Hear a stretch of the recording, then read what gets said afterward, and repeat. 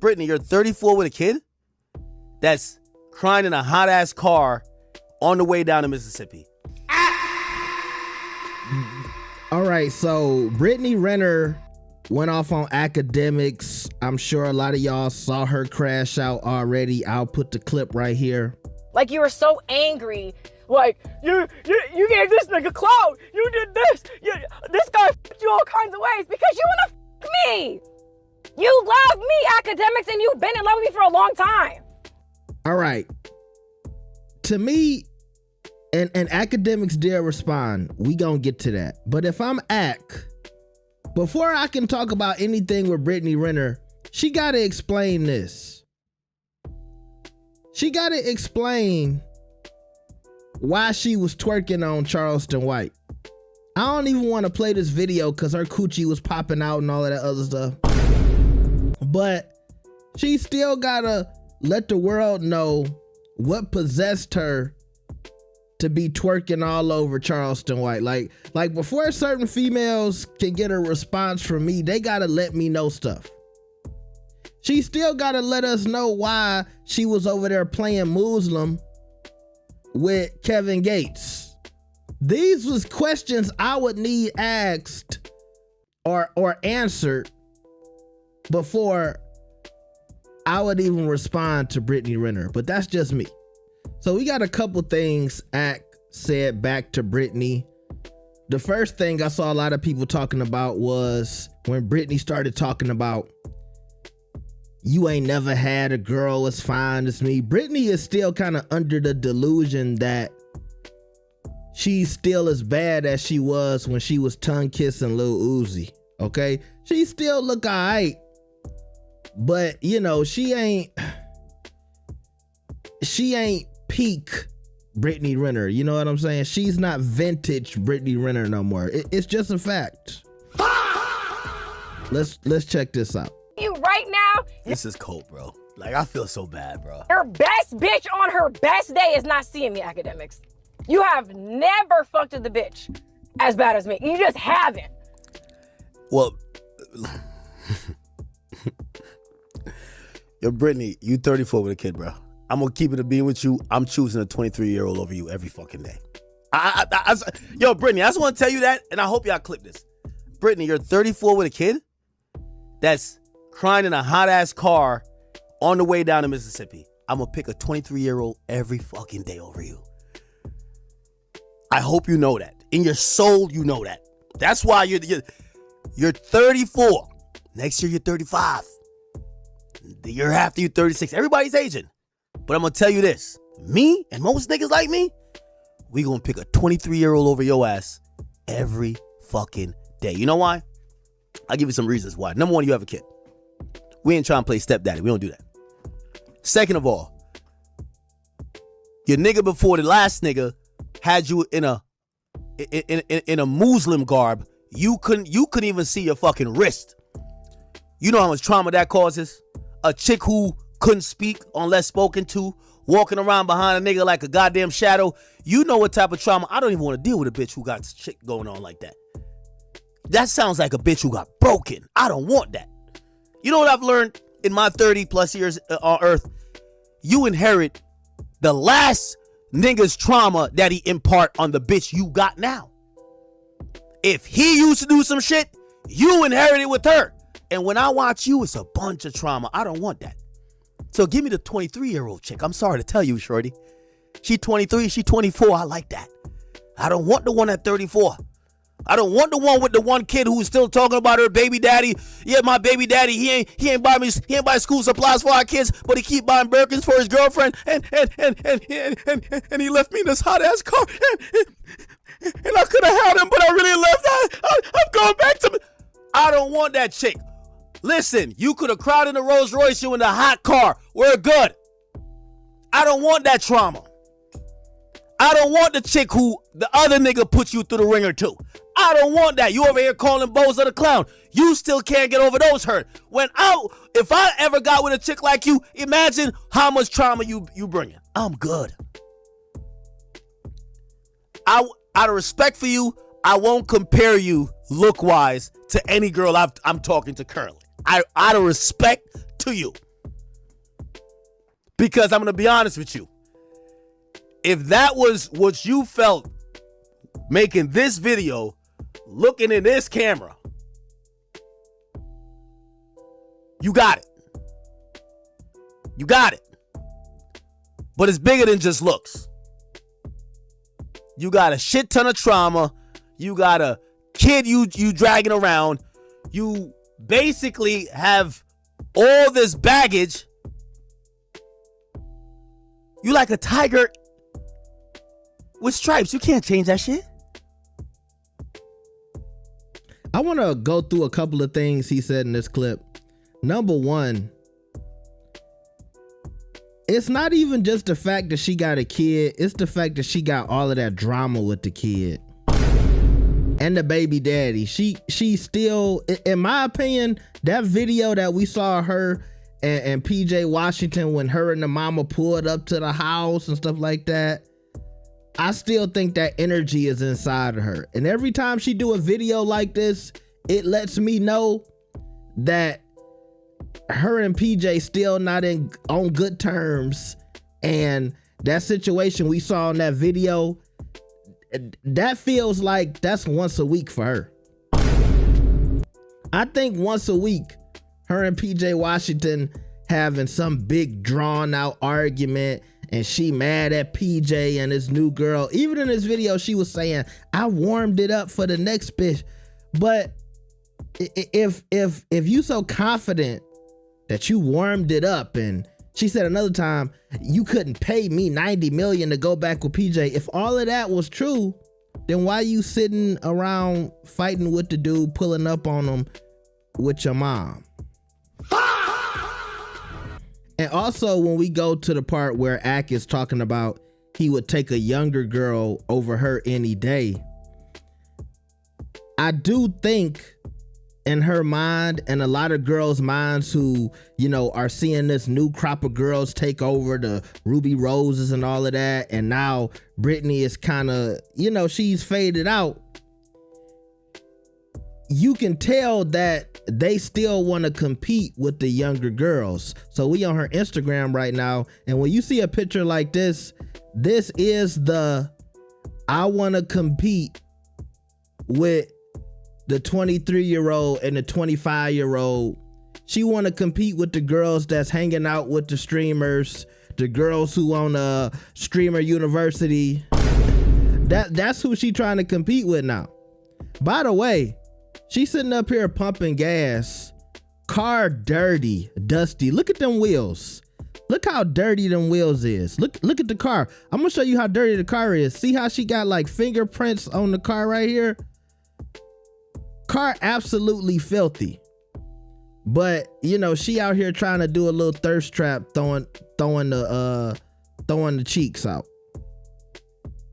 But the car just dusty. But to me, that's almost like an analogy for who she is now. Like, she kind of like the dusty IG model now. Okay, I'm just saying. Let's see what else Ak had to say about this. You see, when y'all bitches pick, and let me not use the B word because you know I do respect you. But when y'all chicks pick that whole life, man, we don't got no sympathy for y'all, man. Man, you done fuck 10 millionaires, 20 millionaires. Like, you want us to have some sympathy for you that you financially rebuilding? You ain't get one of them niggas to take you serious? You ain't get one of them niggas to at least put a ring on it? You ain't get one of them niggas to actually trick on you? You trying to tell me that all of these chicks out here,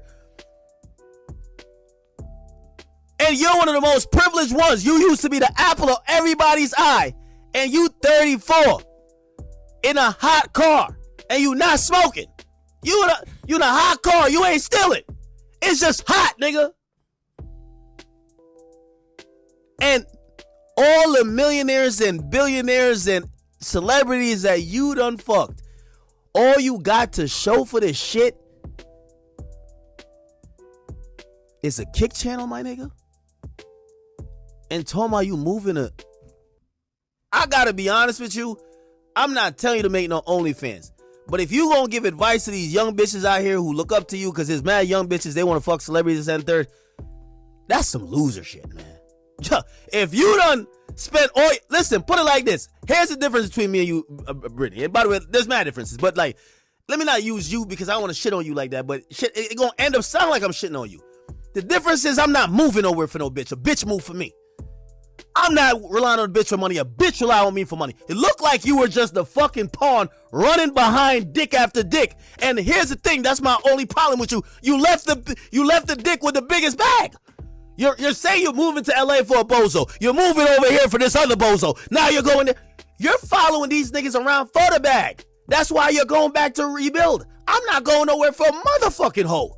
They coming to me. They on my program, my timing. You don't see me saying like, yo, you know what, man? Man, I gotta move over there. Nah, fuck that. So my thing is, you done fucked all them celebrities, and all you got to show for it is your fucking Kia that don't got enough gas that you could turn it on to get some AC, and you gotta move back to Mississippi? Are you serious? That's not a good look.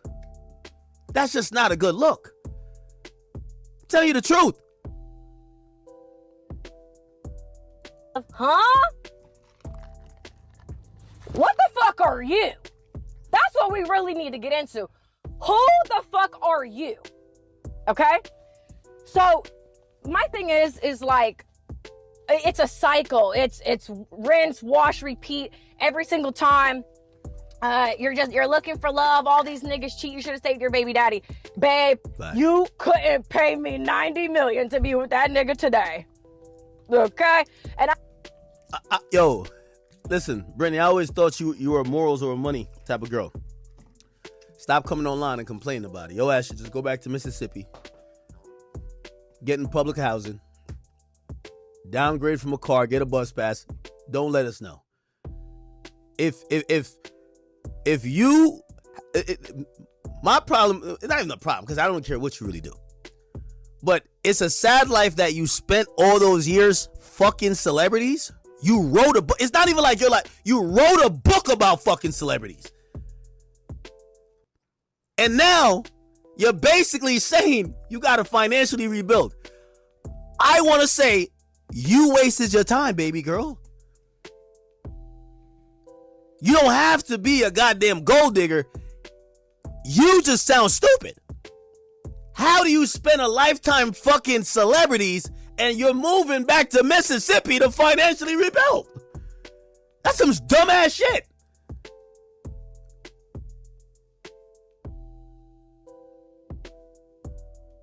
I understand a lot of people, it's really easy. It's like low-hanging fruit to say, oh, she's just a bitter baby mama. Babe, how am I bitter when I left that situation? I warmed the seat up for the next bitch. You're bitter. You're bitter. I'm gonna tell you what's so sad about this.